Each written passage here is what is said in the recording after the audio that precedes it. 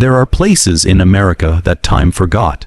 Hidden valleys where the outside world is nothing but a distant rumor, where families have lived for generations without ever seeing a stranger's face, where the bloodline runs so deep and so narrow that the very definition of family begins to twist into something unreckonable. This is the story of one such family. A story that will make you question everything you thought you knew about isolation, survival, and the dark secrets that fester when a family turns inward on itself for 70 years. What you're about to hear isn't just disturbing. It's a warning about what happens when humanity cuts itself off from the rest of the world. Deep in the Appalachian Mountains, there exists a valley that doesn't appear on most maps. Local hunters avoid it. The few hikers who have stumbled upon it have reported an overwhelming feeling of dread, as if the land itself is watching them. The trees grow differently there, twisted and gnarled, their branches reaching toward each other like skeletal fingers trying to block out the sky. In the heart of this valley, surrounded by dense forest and rocky outcrops that make access nearly impossible, stood a compound, and in that compound lived the Hawthornes. For 70 years, they existed in complete isolation from the outside world, and when authorities finally discovered them in 1987, what they found would become one of the most disturbing cases in American history.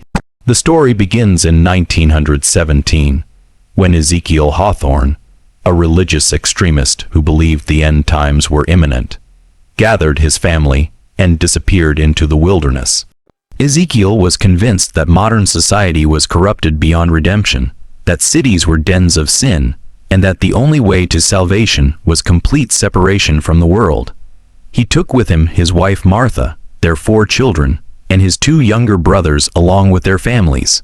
12 people in total ventured into that valley, determined never to return. They built their homes from the timber around them, established gardens, raised livestock, and created what Ezekiel called God's last kingdom on earth. But Ezekiel had made a fatal miscalculation. He had sealed his family's fate the moment he closed the valley off from the outside world. The first generation didn't see the danger. Ezekiel's children grew into adulthood knowing nothing but the valley. They had never seen a car, never heard a radio, never met anyone outside their immediate family. When they came of age, there were no outsiders to marry. Ezekiel's religious teachings strictly forbade leaving the valley, which he claimed was protected by God himself from the apocalypse raging beyond its borders. So the children married each other. Cousins wed cousins. In some cases, the relationships were even closer. Ezekiel justified it with scripture, twisting ancient texts to support what was happening. He told them this was how the patriarchs of old had done it, how Noah's family had repopulated the earth. Within a generation, the genetic foundation of the Hawthorne family had narrowed to a dangerous bottleneck. By the 1940s, the second generation was being born, and the effects were already becoming visible. Children were born with unusual features, minor deformities that the family attributed to God's will or the devil's testing. But these were just the early warning signs. The real horror was still decades away. The family had grown to about 30 people by this point, but the growth was deceptive. Every new birth drew from the same shallow genetic pool. The same recessive genes kept surfacing, kept combining in ways nature never intended. But the Hawthornes didn't understand genetics. They didn't understand what they were doing to themselves. All they knew was the valley, the scriptures Ezekiel preached, and the absolute certainty that the outside world had destroyed itself long ago. Ezekiel died in 1951, but his iron grip on the family continued even from beyond the grave.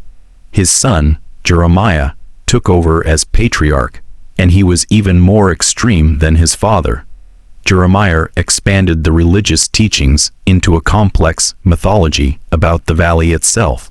He claimed that the family had been chosen, that their blood was pure while the rest of humanity had been tainted by the mark of the beast. He enforced even stricter isolation, posting guards at the valley's entrance, and punishing anyone who expressed curiosity about the outside world. Under Jeremiah's rule, the family became more than isolated. They became prisoners of their own fear and delusion. The third generation, born in the 1960s and 70s, showed the true cost of 70 years of genetic isolation. Medical experts who later studied the family's history would describe it as one of the most extreme cases of inbreeding depression ever documented in a modern population. Children were born with severe physical deformities, intellectual disabilities, and genetic disorders that don't even have names in medical literature. Some couldn't walk, others couldn't speak. Many didn't survive past childhood. The family cemetery, discovered later by authorities, contained over 40 graves, most of them children. But the Hawthornes didn't see this as evidence that something was wrong. They saw it as God's will, as trials to test their faith. Those who survived were the chosen ones. Those who died had simply been called home. In 1987, a forest ranger named David Thompson was conducting a routine survey of an unmapped section of the Appalachian wilderness when he noticed something impossible. Smoke rising from a valley that, according to all official records, was uninhabited. Thompson was an experienced ranger, not prone to flights of fancy. But what he saw that day shook him to his core. Through his binoculars, he spotted structures that looked like they belonged to another century. Rough wooden buildings, fences made from logs, and moving figures that were clearly human. His first thought was that he'd stumbled upon some kind of historical reenactment site. But there were no roads, no power lines, no signs of any connection to the modern world. Thompson radioed his supervisor, and within 3 days, a team that included park rangers, county sheriff's deputies, and eventually FBI agents made the trek into the valley. What they found defied belief. The Hawthorne compound consisted of 7 main structures built from hand, hewn logs, and held together with wooden pegs and primitive mortar. There was no electricity, no running water, no modern tools of any kind. Everything was exactly as it had been in the early 20th century, frozen in time. But it was the people themselves that truly shocked the authorities. 23 individuals were living in the compound, ranging in age from infants to elderly adults. And their appearance was profoundly disturbing. Years of inbreeding had left visible marks on nearly all of them. Some had severe facial deformities, with features that seemed compressed or elongated in unnatural ways. Others had limbs that were twisted or shortened. Several of the adults had protruding jaws, widely spaced eyes, and other cranial abnormalities that made them barely recognizable as human at first glance. But the physical deformities were just the beginning. When authorities tried to communicate with the family, they discovered that many of them couldn't speak properly. Their language had devolved over the generations into a strange dialect that mixed archaic English with invented words and sounds that barely qualified as language at all. The children, especially, seemed to operate on an almost feral level. They had never been educated, never been socialized outside the family, and many showed signs of severe intellectual disabilities. Later, genetic testing would reveal that the average IQ among the Hawthorne family members was around 60, with some individuals even lower. The isolation hadn't just trapped them physically. It had trapped them mentally and genetically in a downward spiral that was still accelerating. The family's leader at the time of discovery was Jeremiah's son, Ezekiel II, named after his grandfather. Ezekiel Roman, too, was in his early 50s but looked decades older. Years of malnutrition and untreated medical conditions had left him gaunt and frail. But his eyes held a fierce intelligence, a cunning that had allowed him to maintain control over the family despite the chaos around him. When the authorities approached, he met them with a loaded rifle. one of the few possessions the family had managed to maintain from the outside world. He demanded they leave, claiming the valley was sovereign territory under God's law. It took hours of negotiation and the involvement of social workers and a local pastor to convince Ezekiel Roman II that the authorities weren't there to harm them. The investigation that followed revealed details that made national news and sparked debates about civil liberties, religious freedom, and the limits of personal choice. Interviews with the family members who could communicate revealed a society with its own rules, its own hierarchy, and its own twisted logic. Marriages within the family weren't just common, they were mandatory. Ezekiel Roman II had multiple wives, all of whom were his cousins or nieces. Children were raised communally but belonged ultimately to the patriarch. Discipline was harsh and often brutal. Several of the younger members bore scars that suggested systematic abuse. Women had no say in whom they married or how many children they bore. The compound operated under a theocratic dictatorship that used religion to justify practices that horrified the outside world. Medical examinations of the family members revealed the true extent of the genetic damage. Nearly every individual suffered from multiple genetic disorders. There were cases of albinism, dwarfism, and conditions that caused bones to develop abnormally. Many had heart defects, kidney problems, and immune systems that barely functioned. Several children had conditions that medical experts had only read about in textbooks. Rare recessive disorders that require both parents to carry the same defective gene. Something almost impossible in a normal population, but inevitable in a family that had been interbreeding for 3 generations. The geneticists who studied the family estimated that the effective population size, the number of unique genetic contributors, was less than 8 individuals. In genetic terms, the Hawthorns had less diversity than some endangered species. But perhaps the most disturbing aspect of the discovery was how the family reacted to the outside world. For them, the authorities weren't rescuers. They were invaders, harbingers of the very apocalypse their ancestors had fled into the wilderness to escape. Several family members became violently agitated when removed from the compound, showing signs of extreme psychological trauma. The children, who had never seen technology, were terrified of cars, airplanes, and even electric lights. One teenager, when first exposed to a television, had a complete psychological breakdown, convinced that the people on screen were demons trapped in a box. The process of integrating the Hawthorns into modern society would prove almost impossible. Social services faced an unprecedented challenge. How do you help people who don't believe they need help?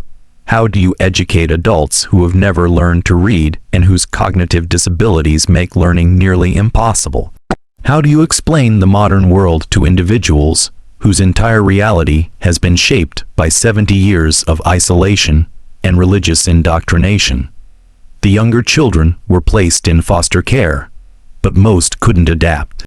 They refused to eat unfamiliar foods, couldn't sleep in normal beds, and showed signs of profound attachment disorders. Several ran away from their foster homes, trying to find their way back to the valley. A few succeeded. One 12-year-old girl was found 3 weeks after her placement, living in the woods near the compound, eating berries and raw fish, too traumatized to return to civilization. The adult family members were given a choice. They could stay in the compound with supervision and access to medical care, or they could leave and attempt to integrate into society. Most chose to stay. For them, the valley wasn't a prison. It was home. It was all they knew. Ezekiel Roman II, in particular, refused to leave, and because he was an adult and had broken no laws that could be proven, authorities couldn't force him.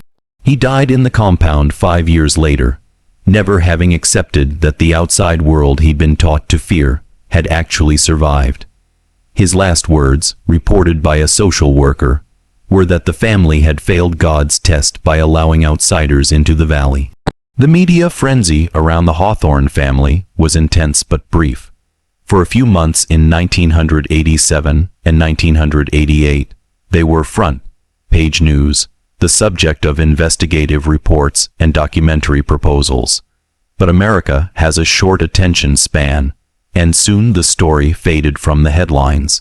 The family became a footnote, a disturbing curiosity that people preferred not to think about too deeply. Because the Hawthorne story asks uncomfortable questions. How many other families might be out there, hidden in the vast empty spaces of America, slowly destroying themselves in isolation? What are the limits of religious freedom when those practices harm children? At what point does the government have the right to intervene in a family's choices? These questions don't have easy answers, and so we tend to forget about the cases that force us to confront them. Today, only a handful of Hawthorne descendants remain alive. Most of the children who were removed from the compound have died, victims of the genetic time bombs built into their DNA. A few have managed to adapt to some degree, living in group homes or under the care of family members from outside the valley, but none have fully integrated into society. They exist in a strange liminal space, caught between two worlds and fully belonging to neither. The compound itself still stands, slowly being reclaimed by the forest. It's technically on public land now, but it's not marked on any tourist maps. The authorities decided it was better to let nature take it back than to turn it into some kind of morbid attraction. But the legacy of the Hawthornes extends beyond their own family. Geneticists have studied them extensively, using their case to understand the effects of extreme inbreeding on human populations. The data gathered from the Hawthorne family has contributed to our understanding of genetic disorders, population genetics, and the importance of genetic diversity. In a twisted way, their suffering has advanced medical science. But that's cold comfort to the individuals who lived through it, who continue to live with the consequences of choices made by ancestors they never knew, in service of beliefs they never questioned. The valley where the Hawthornes lived has a different feeling now than it did before their story became public. Hunters and hikers who pass near it report an oppressive atmosphere, a sense of sadness and tragedy that seems to emanate from the land itself. Some claim to hear voices on the wind, children crying, or the sound of hymns being sung in that strange dialect the family developed. Skeptics dismiss these reports as imagination fueled by knowledge of what happened there. But those who have felt it know better. Some places remember. Some places hold on to the pain that occurred within them. The Hawthorne Valley is one of those places. The question that haunts investigators and ethicists who studied the case is this: could it have been prevented? The answer is complicated. Ezekiel Hawthorne disappeared with his family in 1917, before Social Security, before the FBI had the resources it does now, before satellite imagery and GPS made truly disappearing almost impossible. Once they were gone, they were gone. No one knew to look for them because no one knew they were missing. The few locals who might have seen them in the early years likely assumed they were just another group of mountain folk living off the grid, something that wasn't particularly unusual in rural Appalachia at the time. By the time the effects of inbreeding became severe, the family was so isolated that no one could see what was happening. They had fallen through every crack in the social safety net, assuming there was a safety net to fall through in the first place. But the Hawthornes aren't unique. They're just the most extreme example we know of. Throughout American history, there have been isolated communities that practiced endogamy, marrying within the group to preserve religious or cultural identity. Most of these communities maintained enough genetic diversity to avoid the worst effects, either through occasional outside marriages or simply by having a large enough founding population. But in the hidden corners of America, in the deep hollers of Appalachia, in remote desert valleys, in the vast forests of the Pacific Northwest, There are families who have chosen isolation, some for religious reasons, some to escape the law, some simply because they've always been there and see no reason to leave. How many of them are slowly following the same path as the Hawthornes? We don't know. We can't know. The very nature of isolation means that by the time we discover these situations, the damage has often already been done. The medical professionals who examined the Hawthorne family members were struck by how preventable all of it was. Every deformity, every genetic disorder, every disability could have been avoided with even minimal genetic diversity. Just 1 or 2 outside marriages per generation would have been enough to prevent the worst effects. But that's not how isolation works. Once a family or community decides to separate from the world, maintaining that separation becomes part of their identity. To break it would be to admit that their entire way of life was wrong. And humans will go to extraordinary lengths to avoid admitting they were wrong, even when the evidence is staring them in the face, even when their own children pay the price. If there's a lesson in the Hawthorne story, it's this: isolation is toxic. Humans evolved to be social creatures, to live in large diverse groups, to mix and mingle and share genes and ideas. When we cut ourselves off, whether physically or ideologically, we begin to decay. Sometimes that decay is physical, as it was with the Hawthornes.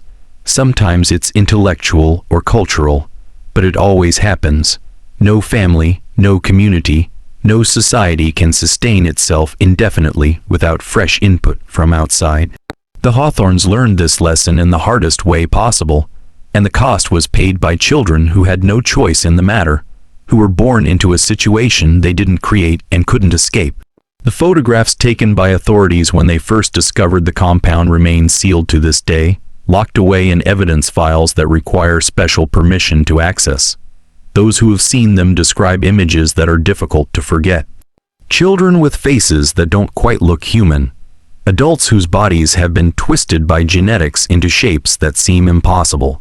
Family portraits where the resemblance between individuals is so strong that it's hard to tell them apart, because they're not just related, they're genetically almost identical.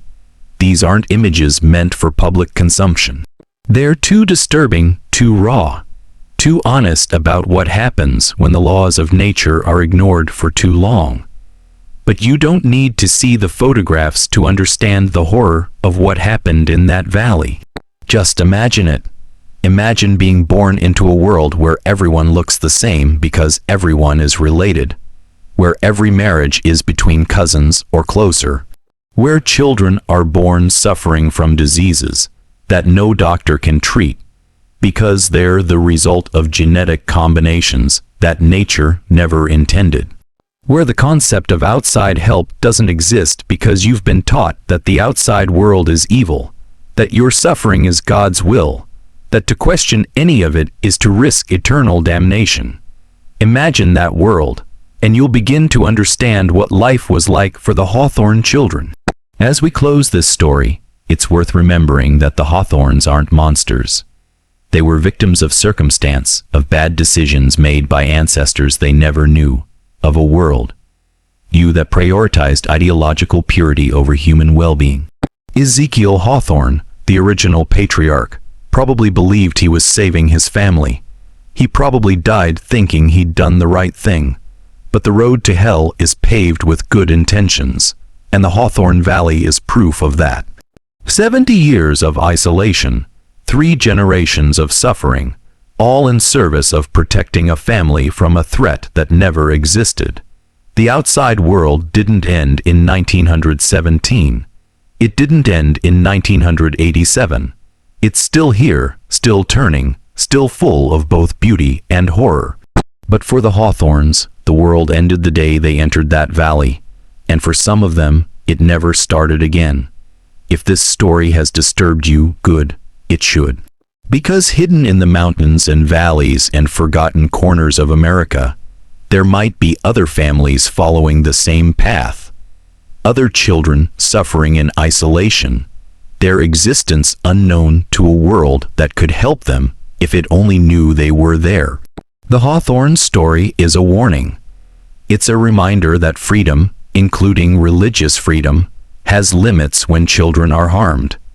It's a call to pay attention to the isolated, to the hidden, to those who have fallen through the cracks.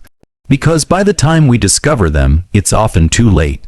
The damage has been done, and no amount of medical care or social services can undo 70 years of genetic catastrophe. Remember the Hawthorns. Remember what isolation cost them. And maybe, just maybe, we can prevent the next family from following them into the darkness. If you found this story as shocking as I did, make sure you hit that subscribe button, because this channel is dedicated to uncovering the dark hidden truths that America doesn't want you to know about.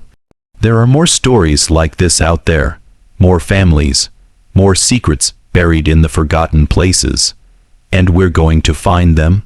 Drop a comment below telling me what hidden topic you want us to investigate next. And don't forget to like this video so we can reach more people who need to hear these stories. The algorithm doesn't want you to see content like this, so your engagement is what keeps this channel alive. Until next time, stay curious, stay skeptical, and remember that the most disturbing truths are often the ones hidden in plain sight.